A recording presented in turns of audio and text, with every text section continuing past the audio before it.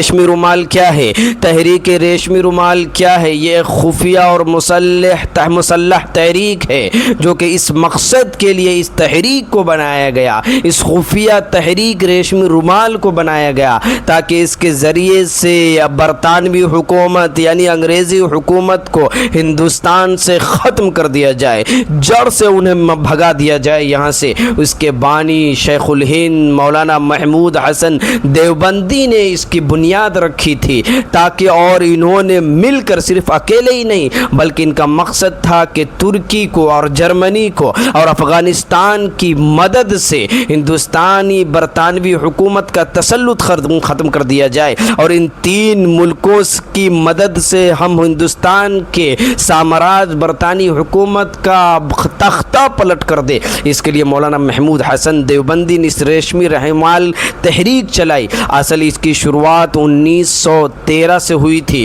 اور 1920 تک یہ تحریک سرگرم رہی، لیکن بدقسمتی سے یہ ہوا کہ پھر اخیر میں مولانا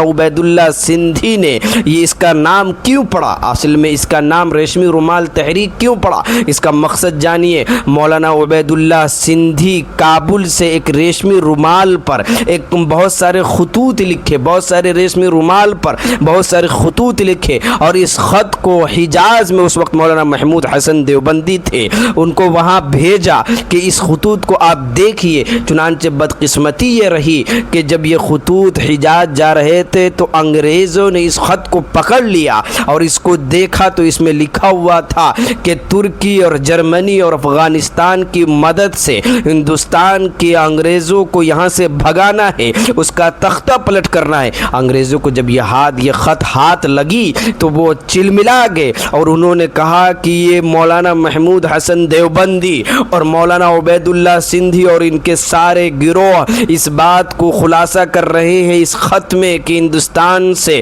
برطانوی حکومت کو ختم کر دیا جائے۔ چنانچہ وہ غصے میں اور کہا کہ مولانا محمود حسن دیوبندی کدھر ہے؟ اس وقت مولانا محمود حسن دیوبندی حجاز میں تھے۔ چنانچہ وہاں سے ان کو گرفتار کیا گیا، اور وہاں سے گرفتار کرنے کے بعد انہیں مالٹا کی جیل میں بھیج دیا گیا، اور کئی سال تک مولانا محمود حسن دیوبندی مالٹا کی جیل میں رہے۔ آج تم قربانی پیش کرتے ہو اور علماء کو بدنام کرتے ہو، 100 بار سوارا ہے ہم نے اس ملک کے گیسوے برہم کو، یہ اہل جنوب بتلائیں گے کیا ہم نے دیا ہے عالم کو۔